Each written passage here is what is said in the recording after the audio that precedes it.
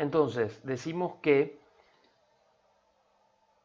si es que estos 500 millones son metidos en otro instrumento financiero o son metidos en un banco, en una cooperativa, y vemos de que la rentabilidad o el interés que genera esto supera a la rentabilidad sobre el patrimonio que me está generando esta panadería, entonces ahí podemos concluir de que la inversión no está generando el ingreso esperado, ¿ok? Es decir, la tasa de crecimiento o de generación que tiene el dinero puesto en esta empresa no es suficiente, ya que existen otras inversiones que de hecho son más seguras o que implican menos trabajo y que están generando un mayor retorno. Entonces, un poquitito son ejemplos en los que se puede aplicar el análisis de forma comparativa de los resultados que arroja este tipo de ratios para en base a eso tomar ciertas decisiones. ¿Okay? Entonces, básicamente con estos ratios de rentabilidad que acabamos de explicar, estamos culminando lo que serían los ratios, eh, todos los ratios que se manejan, ¿ok? O por lo menos los principales. Pero bueno, para ir entendiendo un poquitito más y que vayan decantando los conocimientos y vayamos fijándolos, vamos a pasar a hacer un poquito un ejercicio en donde estaríamos aplicando justamente los ratios en un caso real de una empresa real, ¿ok? Que vamos a tomar como siempre a nuestra empresa, a la empresa Alpacasa, que es la empresa que estamos utilizando, que estamos sometiendo al estudio, ¿ok? Entonces la empresa Alpacasa, el informe que presenta de forma obligatoria, ya que es una empresa que cotiza en bolsa de valores, tiene que presentar el informe anual con el comparativo del año anterior. Aquí estamos viendo, este sería el balance al 31 de diciembre del 2016 y del año previo 2015. Esto permite que se pueda analizar también de forma horizontal, es decir, comparativamente con un año anterior, con un año del año que le antecede. Entonces, en este informe tenemos mucha información, pero para el cálculo de los ratios y para el análisis vamos a estar utilizando a solamente los elementos balance y estado de resultados. ¿Okay? Tenemos el balance completo con el activo, el pasivo, el patrimonio y el estado de resultados con todos los ingresos y egresos correspondientes y los resultados. Entonces, como ya lo hicimos al momento en el que estábamos desarrollando la herramienta de análisis vertical y horizontal, nos vamos a nuestra planilla de Excel, en donde tenemos el vuelco de todo el informe en una planilla Excel. Esto nos va a permitir que podamos hacer los cálculos de forma mucho más rápida y ordenada. ¿Okay? Entonces, exactamente la misma información que se expone en el informe está plasmada o fue volcada en esta planilla Excel. ¿Okay? En una hoja, que es la que tenemos en pantalla, tenemos el balance contable con el pasivo, el activo, el patrimonio, y en la otra tenemos el estado de resultados. Luego, lo que se hizo es crear un panel de control. Este panel de control básicamente lo que tiene es eh, todos los ratios agrupados según sea la información que revela. Y vamos a ir cargando para el año 2016 y el año 2015. ¿Ok? Cada uno de ellos a partir de las hojas en donde se encuentran el balance contable y los estados de resultados. Muy bien, entonces avanzando rápidamente, nos posicionamos sobre lo que serían los ratios de liquidez. ¿Ok? Ratios de liquidez, estamos ahí bien ubicados. Y tenemos el primer ratio que vendría a ser la razón corriente. La razón corriente se calcula básicamente mediante la división entre el activo corriente y el pasivo corriente. Ambos son elementos que encontramos en el balance contable.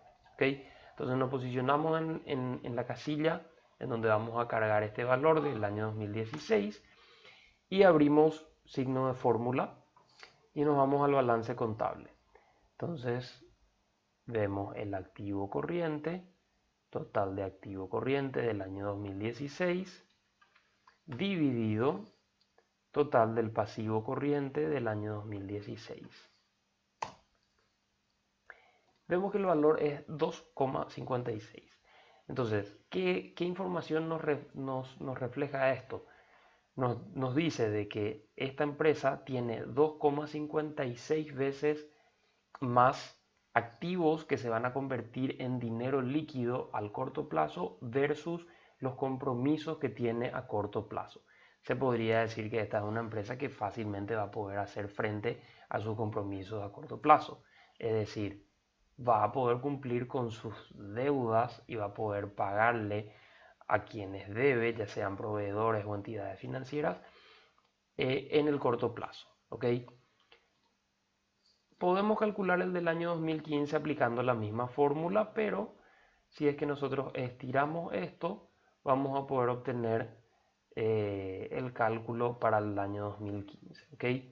Directamente la fórmula desplaza a las celdas en la misma dirección en la que nosotros desplazamos la fórmula. ¿Okay? Entonces, bueno, vemos que en el año 2015 esto era 1,59. Quiere decir que la empresa adquirió o se reestructuró o disminuyó sus compromisos al corto plazo, por ende, ahora tiene mucho más activo que va a convertirse en líquido, en dinero, en un plazo menor a un año, versus compromisos que tiene que cubrir o que tiene que pagar en un plazo menor a corto año. Se podría decir en este caso, haciendo un pequeño análisis horizontal, de que la empresa en este aspecto mejoró considerablemente. Nunca estuvo mal, no podemos decir que en el año 2015 estaba mal, pero ahora está mucho mejor. Es decir, no se espera que desde este punto de vista tenga problemas de liquidez. Muy bien, la prueba ácida. La prueba ácida básicamente lo que hace es tomar a la razón corriente, pero en un escenario en el que no considere el inventario. Entonces, iniciamos la fórmula, sería, nos vamos de vuelta al balance y tenemos activo corriente menos bienes de cambio, que básicamente sería el equivalente al inventario. Cerramos paréntesis y todo esto dividido el pasivo corriente. Y aquí vamos a obtener 1,89. ¿Qué quiere decir este valor 1,89? De que la empresa posee 89% más de activos que van a convertirse en dinero sin considerar siquiera el inventario versus los compromisos que tiene que hacer frente en un plazo menor a un año o en el corto plazo. Es decir, por más de que el inventario no se convierta en líquido, la empresa igual tiene 89% más de activos que de pasivos. Es decir, está saludable desde este punto de vista también. Y extrapolando esto para el año 2015, es decir, calculando para el año 2015 mediante el arrastre de la fórmula a la celda que está a la derecha, vemos que en el 2015 era 1,21, es decir, 21% más seguía teniendo la empresa sin considerar el inventario de activos corrientes en comparación a los pasivos corrientes. Bastante un poco más estrecho ya, y ya digamos siendo casi igual a la unidad, es decir, estaba en una situación en cuanto a la liquidez en una posición peor en el 2015 versus en el 2016. Capital neto de trabajo, perdón, vendría a ser lo mismo que vendría a ser la diferencia que existe entre el activo corriente y el pasivo corriente. Activo corriente menos pasivo corriente. ¿Okay? Decíamos que esto también se le denomina fondo de maniobra, ¿okay? Que básicamente refleja una información similar a la razón corriente, solo que en dinero. 12.787 millones es la diferencia entre el activo que se dispone al corto plazo versus los pasivos o los compromisos que se tienen al corto plazo. Fíjense cómo prácticamente se duplicó de un año al otro. Nunca estuvo mal, pero o sea, en el 2015 estaba en una posición peor de la que estaba en el 2016. Y la liquidez absoluta es básicamente comparar a los elementos más líquidos del activo versus el pasivo corriente, para ver si, considerando solamente caja y banco, que en este caso básicamente vendría a ser solamente la cuenta de disponibilidades en relación al pasivo corriente, podría hacerle frente. Entonces, extrapolamos esto y vemos lo siguiente. ¿Qué es lo que refleja este valor de liquidez absoluta? La liquidez absoluta lo que básicamente mide es la capacidad que tendría la empresa de hacer frente al pasivo corriente, es decir, a los compromisos al corto plazo, pero considerando que solamente dispones de lo que ya tenés convertido en líquido. ¿Ok? ¿Por qué? Disponibilidades. Este valor que encontramos acá realmente sería, este valor, realmente sería el único que nosotros disponemos en el momento de forma líquida, porque esto se encuentra en el banco o se encuentra en la caja chica. Los créditos, los bienes de cambio, son todos activos, si bien son corrientes, pero que en el peor de los escenarios uno podría no cobrar. Créditos quiere decir dinero que te deben tus clientes y que todavía no te pagaron. En el peor escenario, uno podría no cobrar esta cuenta que dice otros créditos, quizás sea una venta que se hizo particular, lo que sí la contabilidad asigna el nombre de otros créditos. Entonces, se podría no cobrar y se podría los bienes de cambio, que vendría a ser el inventario, y se podría no vender y no convertir este inventario en producto terminado y que posteriormente se convierta en dinero. Entonces, la liquidez absoluta lo que básicamente mide es la capacidad que tenemos de hacerle frente a los compromisos al corto plazo, considerando única y exclusivamente lo que hoy en día ya es líquido.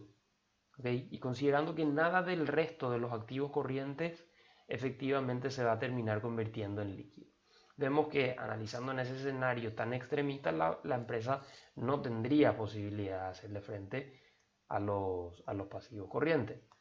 Sin embargo, se ve que mejora del 2015 al 2016. ¿Okay? Entonces, básicamente este es el análisis que se hace en cuanto a los ratios. ¿Se podría decir que esta es una empresa que tiene problemas de liquidez? No.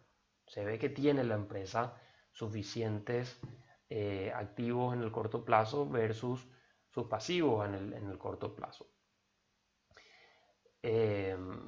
Así que bueno, podrían y se van a ir viendo otros casos en donde esto no sucede y vamos a estar analizando el por qué. Pero de momento